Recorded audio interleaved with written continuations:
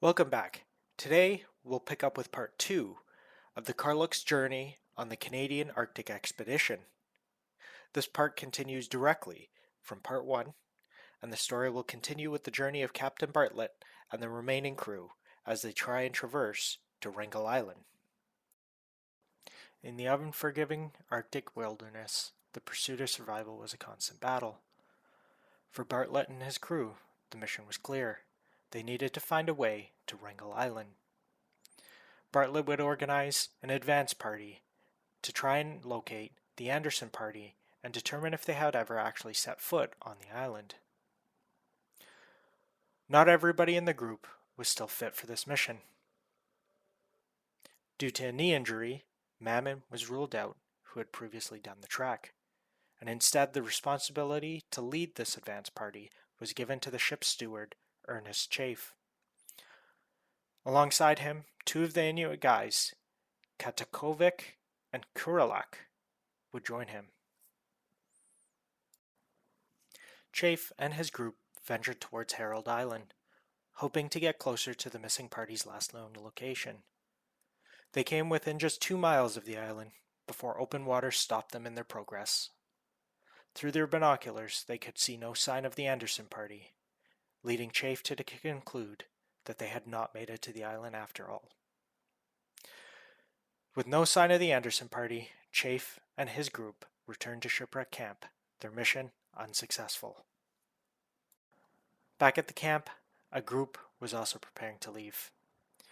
The previous group of men, McKay, Murray, and Beauchat, as well as a newly acquired member, Seaman Stanley Morris, decided that they would depart from the larger group and seek land as they had originally intended months ago. McKay would present Bartlett with a letter outlining their intentions. The letter emphasized the dire situation they faced and stated that the journey was on their own initiative, absolving Bartlett of any responsibility for the group's fate. Bartlett would provide this group with supplies: 6 gallons of oil, a rifle, some ammunition, and enough food to last 50 days, and they set out on February 5th, 1914. A few days later, Chafe and his 2 Inuit guides had returned from their journey.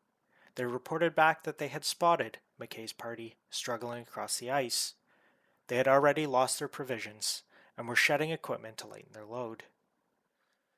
They noted that in particular, Beauchat was in distress, nearly delirious and suffering from hypothermia.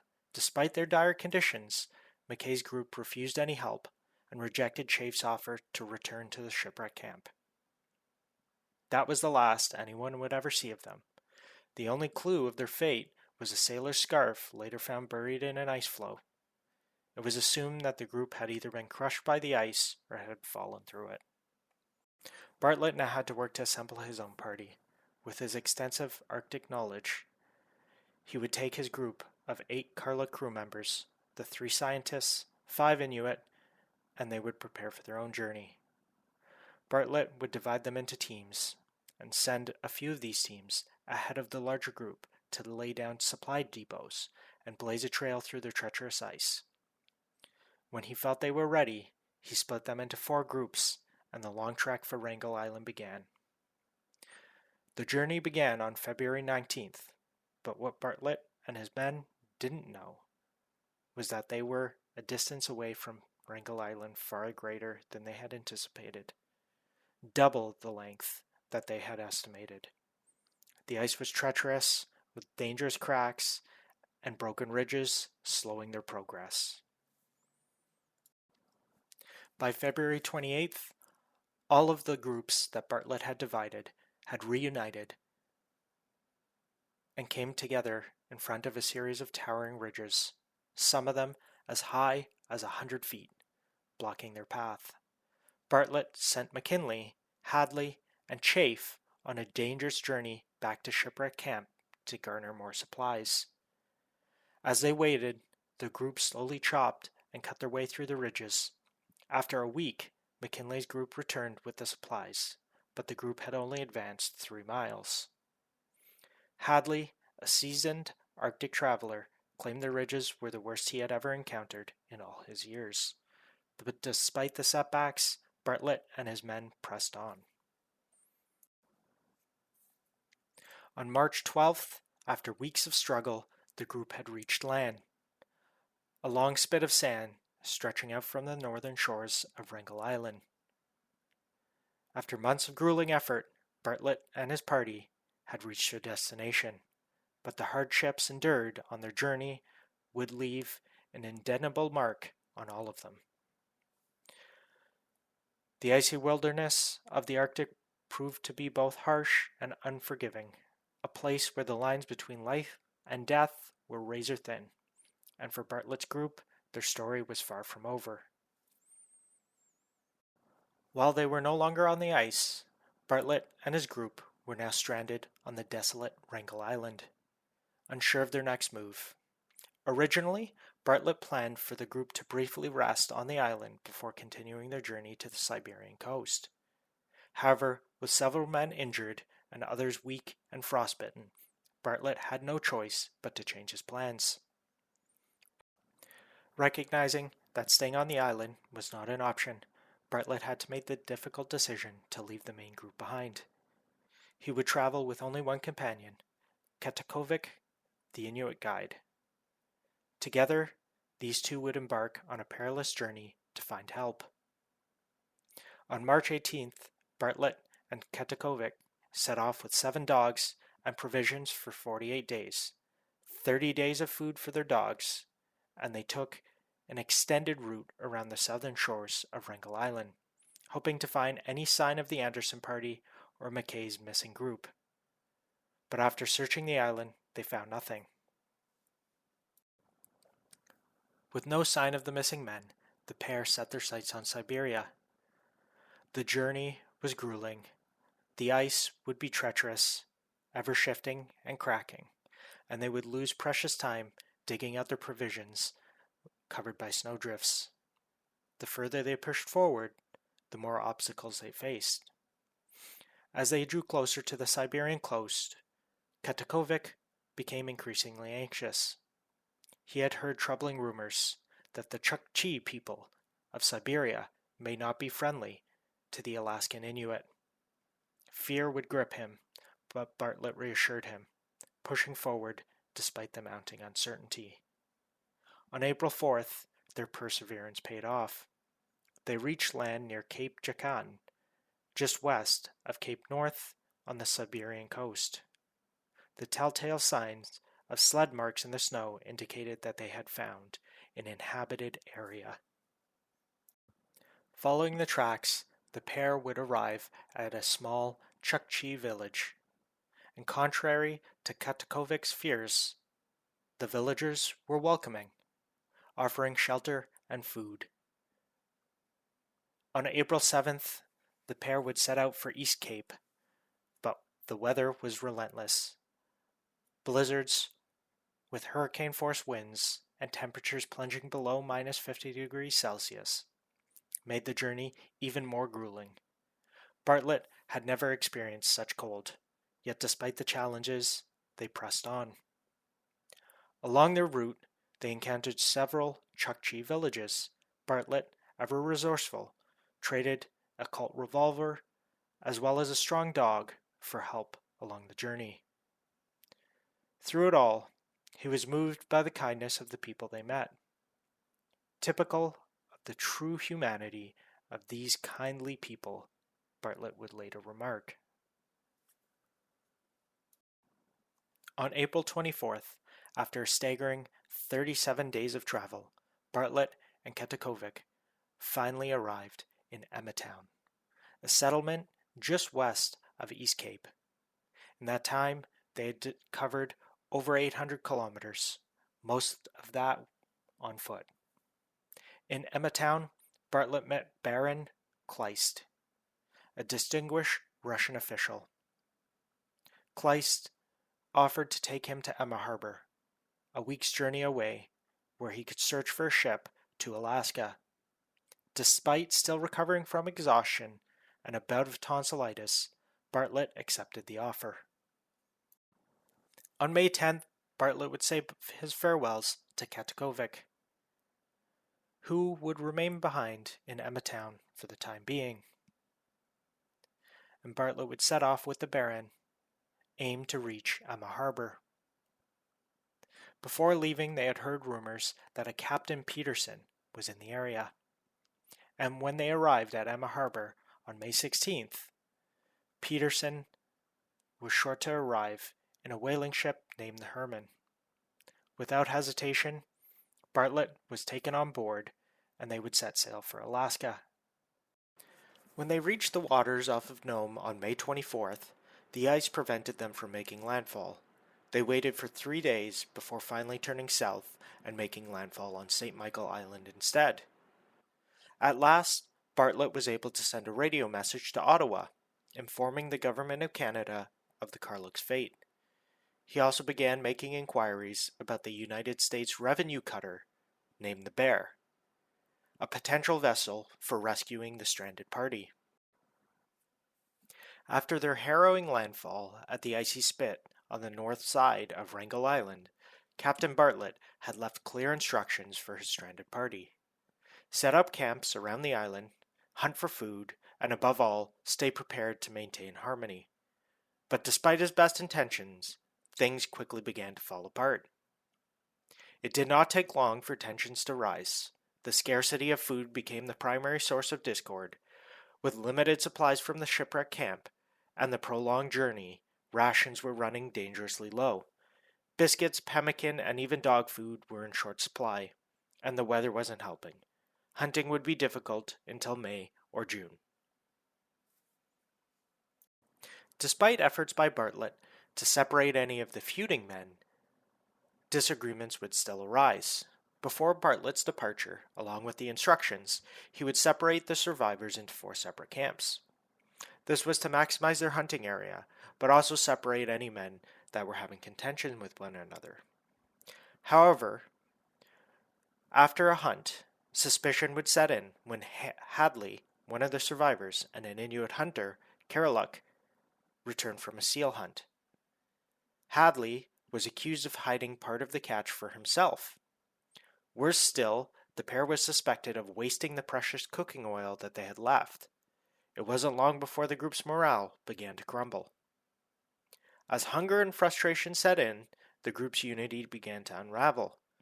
McKinley, a member of the party, wrote about the growing despair, describing how each individual's weakness were magnified 1,000-fold by their dire circumstances. The sense of camaraderie that once bound them together was quickly destroyed. As time passed, the health of the group would continue to deteriorate. Chafe, suffering from gangrene after severe frostbite, had to have his toes amputated by second engineer Williamson using improvised tools. Despite the mounting challenges, 2 desperate attempts were made to return to the shipwreck camp in order to fetch more supplies, but both failed. The second mission resulted in even more loss, as 2 of the dogs and all the equipment taken on the expedition were lost.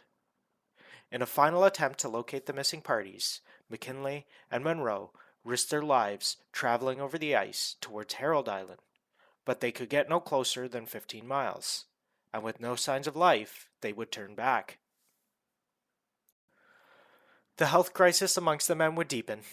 2 of the survivors, Malloch, who had frostbitten feet that failed to heal, and Mammon, who had dislocated his knee months before, were suffering. A mysterious illness would also sweep through the camps and affect almost everyone. They would face swelling legs, lethargy, and extreme fatigue. Later in the year, on May 17th, Malloch would succumb to his injuries. Mammon, who shared a tent with him, but had no energy to bury the body, would watch as the body lay in the tent for days. 10 days later, Mammon also died from the debilitating mystery disease. With their numbers dwindling and their spirits broken, the survivors were left to confront the growing darkness and cold. By June, birds began to appear and lay their eggs. This was a small but hopeful lifeline for the men, who up until this point had only been eating what was left of the seals. They were often forced to eat rotten insides and flippers. But once again, sharing became an issue. Disputes would erupt over the number of birds and number of eggs collected. Tensions would boil over when Brady, one of the other men, and Chafe were suspected of hoarding food. On June 25th, the sound of a gunshot would pierce the tense atmosphere. Brady was found dead in his tent. Was it an accident? Suicide? Or, as Hadley suspected, a murder? No one could say for sure. What was clear, however, was that suspicion and mistrust were now part of the daily life on Wrangel Island. Stolen items were found amongst Brady's body and his possessions, including things taken from McKinley. Despite the mounting tragedies, the men found a brief moment of unity on July 1st when they raised the Canadian flag at Rogers Harbor in honor of Dominion Day, a small victory amid the suffering. Later in July, their spirits lifted for a time when Karluk, the Inuit hunter, caught a massive 600-pound walrus. Fresh meat for several days gave them a much-needed boost. But as August approached, and with no sign of rescue, reality set in. The weather turned colder, and the island's inhabitants were left preparing for another harsh winter, with no guarantee that they would survive. Switching back to Bartlett, in June of 1914, the revenue cutter, the Bear, would arrive in St. Michael, Alaska, with a clear mission: to rescue the stranded survivors of the Karluk expedition on Wrangel Island. But the journey would not be easy. Severe Arctic ice conditions meant it would be impossible to attempt the rescue until mid-July at the earliest. Captain Cochrane, the master of the Bear, knew the risks and the challenges ahead. But after receiving official permission from the United States government, the Bear would set sail on the 13th of July, with Bartlett aboard. They would make stops along the Alaskan coast before they would head towards Wrangel Island. On August 5th, the Bear arrived in Port Hope. Here, Bartlett met with Katakovic, the Inuit member of the original expedition, and gave him his wages for the journey, along with a new suit of clothing. The reunion was brief, but it would prove to be an important moment for the survivors. As the Bear continued its journey, Bartlett encountered Bert McConnell, Stephenson's former secretary at Point Barrow on the 21st of August. McConnell shared what little news he had about Stephenson's movements after abandoning the Karluk in 1913. The Canadian explorer headed north in search of new lands, but it was unclear where he had gone from there. The Bear would continue its journey, but on the 25th of August, just 25 kilometers from Wrangel Island, the Bear was stopped dead in its track by thick ice. Captain Cochrane tried desperately to break through, but after failing to make progress, he would make the tough decision to return to Nome for more coal. This gave Bartlett, already exhausted from the efforts, quote, days to try a man's soul. Back in Nome, Bartlett met an Olaf Swenson, who had chartered a ship named the King and Winge for the season. Bartlett would ask Swenson to try and reach Wrangel Island and look for the stranded men. On September 4th, the Bear, along with Swenson's ship, would leave Nome.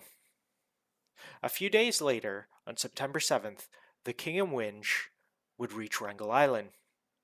That morning, the survivors at Rogers Harbor awoke to the sound of a ship's whistle. They looked out to see the King and Winge anchored just a quarter-mile offshore. And finally, the moment of rescue had arrived. The survivors were transferred to the ship as quickly as possible. Later, the remaining party at Waring Point was picked up, and by the afternoon, all 14 survivors were aboard the King and Winge. But the story did not end there. The King and Winge encountered the Bear the next day, still on its way to rescue the survivors. Though the party was eager to stay aboard the ship, Bartlett ordered them to board the Bear, continuing their journey back to Alaska. Before heading back, the Bear made one last attempt to reach Herald Island, but once again the thick ice blocked their path, and they could get no closer than 12 miles from the island, and saw no signs of life. On the 13th of September, the Bear would arrive back in Nome. The survivors were welcomed with open arms by the local population, marking an end to their incredible struggle for survival. The rescue of the Karluk survivors was nothing short of a miracle. It was a story of perseverance, hardship, and the unyielding will to survive against all odds.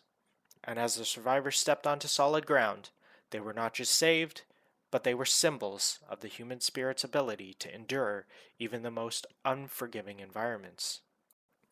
When Captain Bartlett and his crew returned from the frozen wasteland of the Arctic, he was hailed as a hero. He received awards for his outstanding bravery from the Royal Geographical Society and was celebrated by the press and the public. But beneath the accolades and the celebrations, Bartlett's leadership was not without its critics. Despite the hero's welcome, administration would critique Bartlett for his decision to lead the Karluk into the ice, and for allowing McKay's party to leave the main group, despite the fact that McKay had signed a letter absolving Bartlett for responsibility for their actions. Even his former expedition leader, Stephenson, was privately critical of Bartlett conducting during the ordeal. But despite the criticism, Bartlett carried on. Over the next 30 years, he led many more expeditions into the Arctic. During World War II, he even worked on surveying and supply missions for the Allies. Bartlett would pass away in 1946 at the age of 70. Bartlett's account of the Karluk disaster, published in 1916, never directly criticized Stephenson or anyone else involved. But those close to Bartlett knew that he didn't hold back in private, making harsh comments about his former leader. Meanwhile, Stephenson, who had been absent for 4 years, made his return in 1918. He reported the discovery of 3 new islands and received honors from the National Geographical Society. He was celebrated by polar veterans, including the likes of Peary and Adolphus Greely, who would later go to lead his own ill-fated Arctic expedition. While in the U.S., Stephenson was celebrated as a hero. In Canada, the reception was less enthusiastic. The public questioned the expedition's high cost, its disorganized start, and the high questionable handling of the Southern Party led by Rudolph Anderson. Anderson and his team later petitioned the Canadian government to investigate Stephenson's portrayal of them in his 1921 book, The Friendly Arctic, but the petition was declined as the officials felt there was no point in pursuing an inquiry.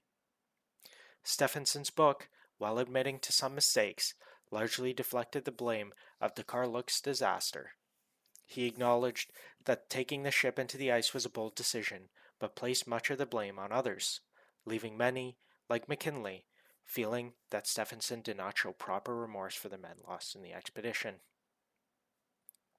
Historian Tom Hennigan summed it up well, noting that McKinley's biggest issue with Stephenson was his inability to express genuine sorrow for the lost men. Stephenson, who never returned to the Arctic, would pass away in 1962 at the age of 82. The fate of the party that had separated from the larger survival group remained a mystery until 1924, when an American vessel arrived at Herald Island. They found human remains along with supplies like food, clothing, ammunition, and equipment. These were confirmed to belong to the Karluk's group. Though no definitive cause of death was ever established, some theorized that they died of carbon monoxide poisoning in their tent, while others believed that the storm had blown the tent away, leaving them to freeze to death. The mystery illness that plagued the Wrangel Island survivors and killed Malak and Mammon was eventually diagnosed as a form of nephritis brought on by eating spoiled pemmican. Stephenson claimed that the pemmican makers had failed them, producing a product lacking in fat. This led to a crucial issue that McKinley felt was one of the key failings of the expedition. Stephenson's focus on selling the idea of the trip rather than ensuring the quality of the supplies led to their downfall. As for the survivors, Hadley went on to work for the Canadian Arctic Expedition and even became the second officer and later master of the supply ship Polar Bear. He tragically passed away in 1918 from influenza. Others, like Chafe, wrote accounts of their experience. Most of the others quickly faded into obscurity. But in 1922, Fred Maurer, a former Karluk survivor, was persuaded by Stephenson to return to Wrangel Island and attempt to colonize it. Maurer, along with 4 others, were part of the ill-fated mission. Only one of them, Ada Blackjack, survived the ordeal. Despite their hardships, many of the Karluk survivors would lead long lives. Williamson, who never spoke of the Arctic journey again, lived to 97. McKinley, who published his account of the expedition in 1976, passed away at the age of 95 in 1983. Karluk and his family returned to their life at Point Barrow, and his daughter, Mugpee, later known as Ruth Macpee Ipaluk, became the last survivor of the Karluk voyage, living to 97 before passing away in 2008. And that's where our story ends. The tale of the Karluk expedition is one of survival, tragedy, and the complex relationship between its members. It's a testament to the harshness of the Arctic and the strength of the human spirit at the cost of ambition. Thank you for joining me again today as we continue to explore some of Canada's greatest mysteries, disasters, and other related content. If you enjoyed the content here, please check out some of our other videos and shorts.